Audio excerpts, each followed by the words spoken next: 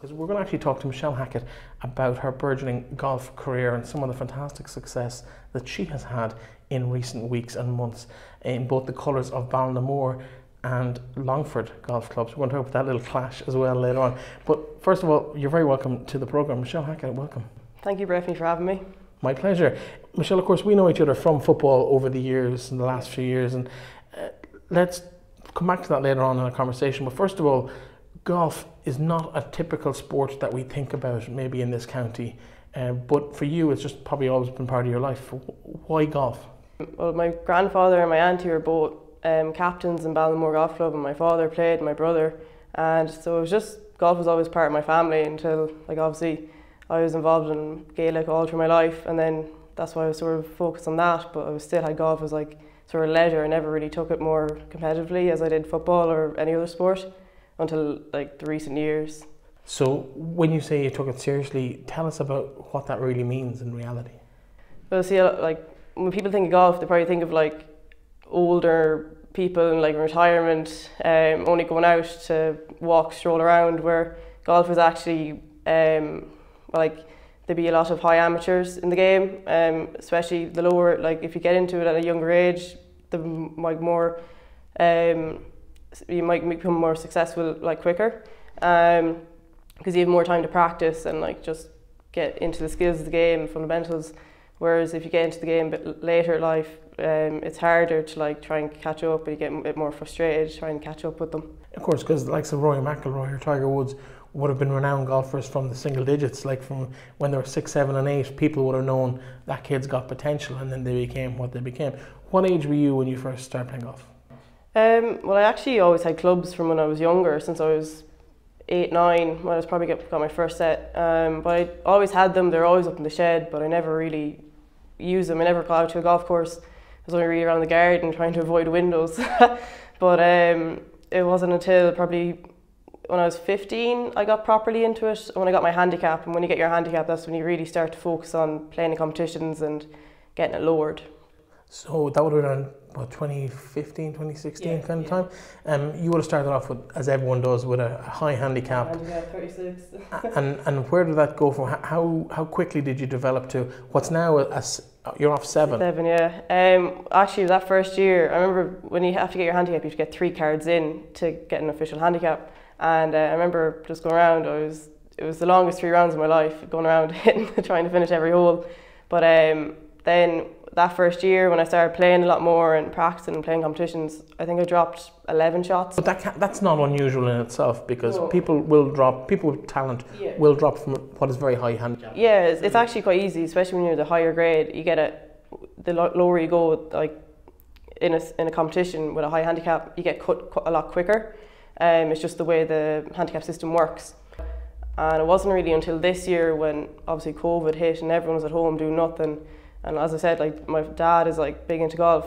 Everyone was sitting at home doing nothing for days on end, and so luckily we have enough garden space. We were chipping around, and Dad even built like a little driving net that we could hit full shots into. So we wouldn't have to be hitting them into the field and losing golf balls. So that's how I really sort of getting more into it, focusing, and that's when the competition started. Then there was no obviously contact. There was no contact sports. And there was social golf, so I was playing a lot more in Ballinamore and Longford.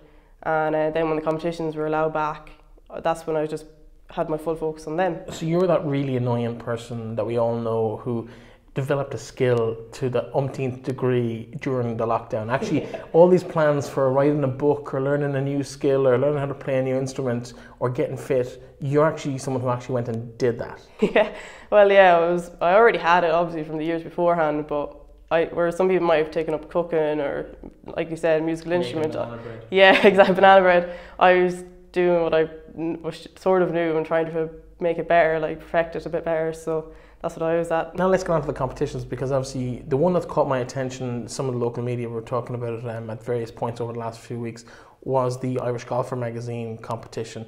Tell us a bit about that and what that is and how it works. So basically, the Irish Golfer magazine, I always knew of it, but I only really looked into more of it there only like 2 months ago. It's basically, the Irish Golf magazine is a physical magazine, but they put on like a tour of Ireland. So they put on 14 events each year, and they go around to the top courses around the country, and basically let people play them for at a reduced price, but also in competitions with high value prizes. And if you're one of the lucky ones to qualify or win the competitions, you get to play in the K Club in the Ryder Cup course. That happens towards the end of October, and you've qualified by virtue of winning the female category at was it Slieve Russell? Slieve Russell, yeah.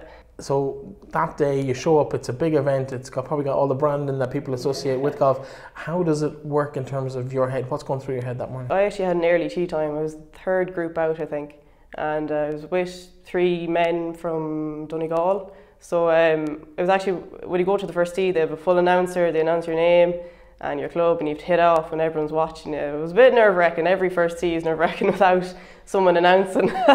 But it was good. Does it add to the sense of occasion?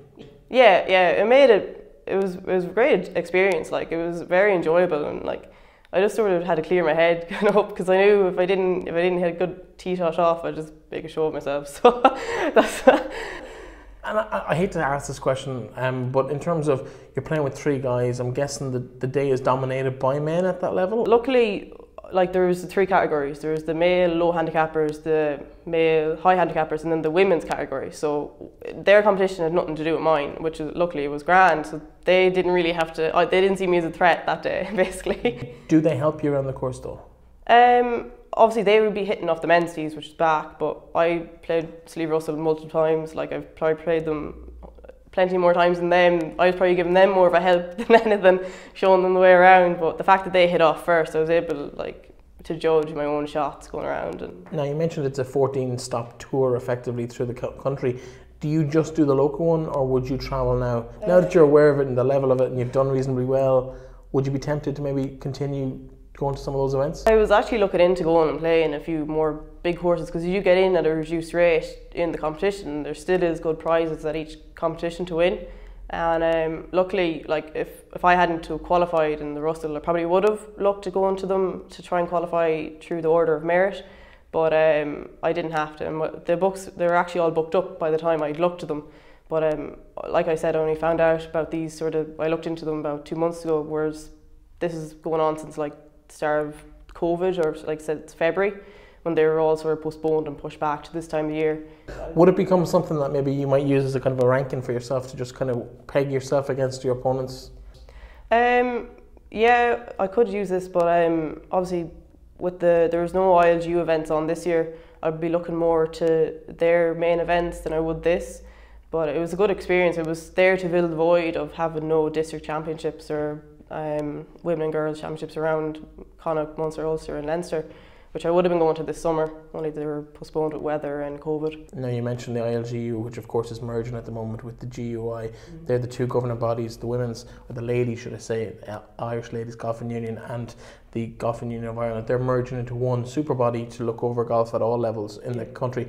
How much of a positive step is that for the sport in the country, in your opinion?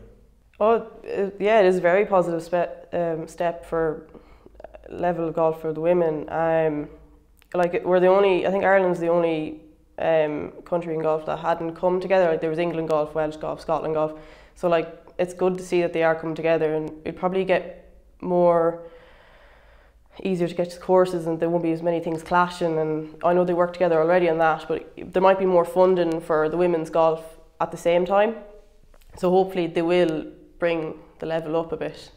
You're a member of 2 clubs there in that situation, so equally as confusing there. Yeah. Ballinamore and Longford, you compete for both. Why 2 clubs? Well, I started my golf in Ballinamore.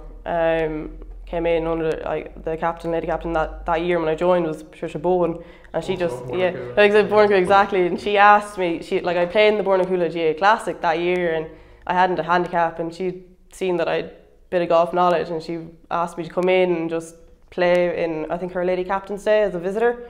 So then I got my handicap then after that, and that's how I started my golfing sort of off the handicap system, and just been playing there for the past few years.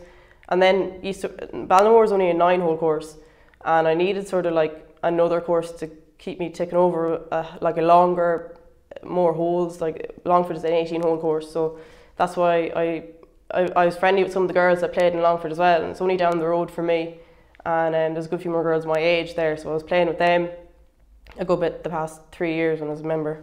And of course, when you're studying in Athlone as well, it's closer. Yeah, They it's come on the up way down. absolutely.